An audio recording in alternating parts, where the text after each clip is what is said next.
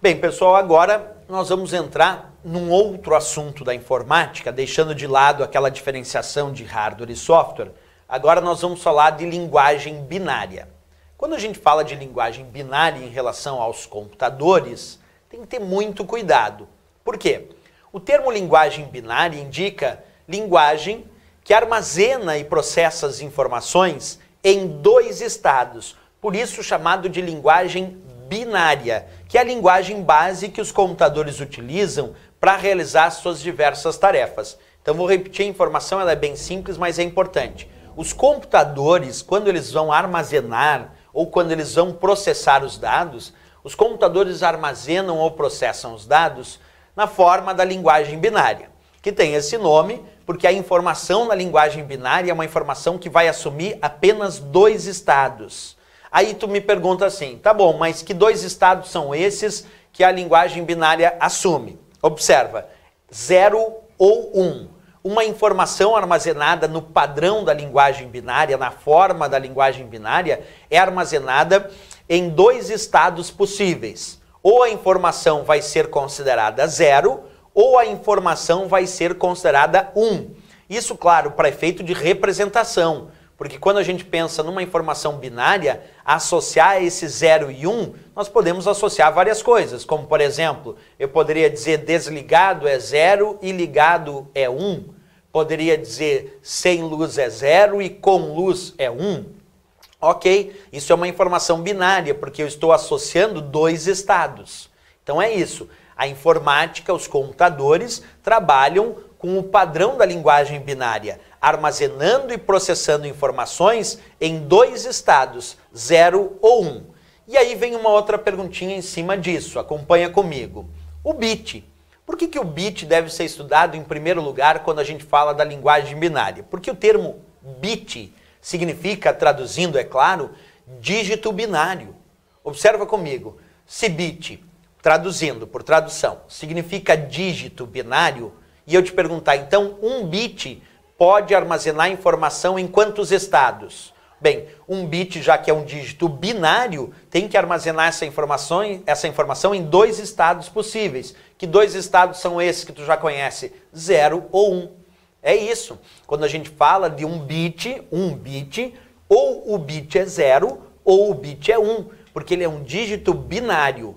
Um bit não pode ser 0 e 1 ao mesmo tempo. Se eu tenho um bit, esse único bit ou vai ser 0 ou vai ser 1, porque ele é um dígito binário, ele aceita ou representar a informação na forma de 0 ou representar a informação na forma do dígito 1, ok? Bem, aí vem uma perguntinha. Se eu pudesse enxergar um bit, claro que aqui é só uma representação visual, para a gente entender um pouco essa ideia numa lógica mais palpável, embora isso seja software que não é palpável. Mas só para a gente entender, tu imagina que esse é o meu bit, esse bit é 0, observa, esse outro bit é 1. É assim que funciona, um bit não é 0 e 1 ao mesmo tempo. Ou o bit é 0, como tu está enxergando agora, ou o bit é 1.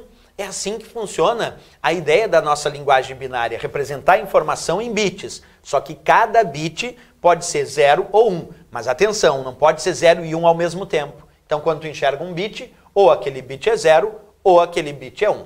É assim a regra da nossa linguagem binária. Imagina que eu sou um computador processando dados, processando informações, e eu fico avaliando se o bit é 0, se o bit é 1, se é 0, se é 1, se é 0, se é 0, se é 1, se é 0.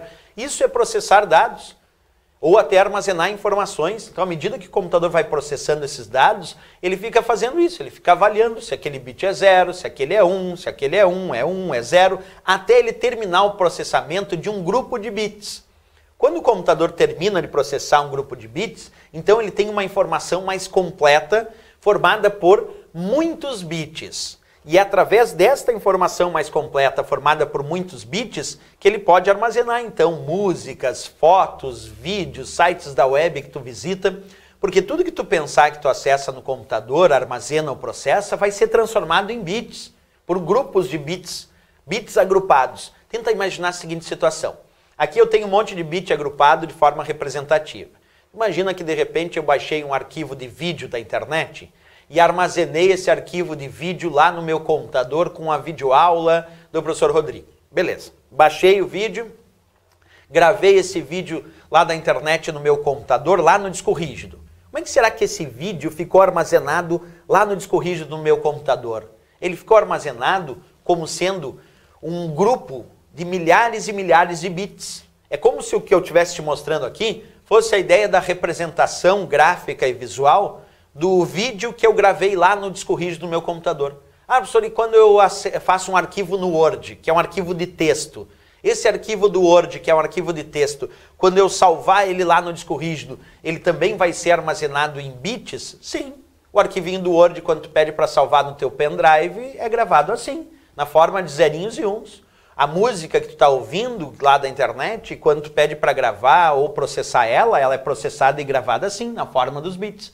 Quer dizer que o computador tem que transformar toda a informação que ele deseja armazenar ou processar em bits, em dígitos binários, isto é, em zerinhos e uns. E aí é o grupo desses bits, esses bits agrupados, que dizem que aquele vídeo lá é aquele vídeo, que aquela música é aquela música, aquele texto é aquele texto.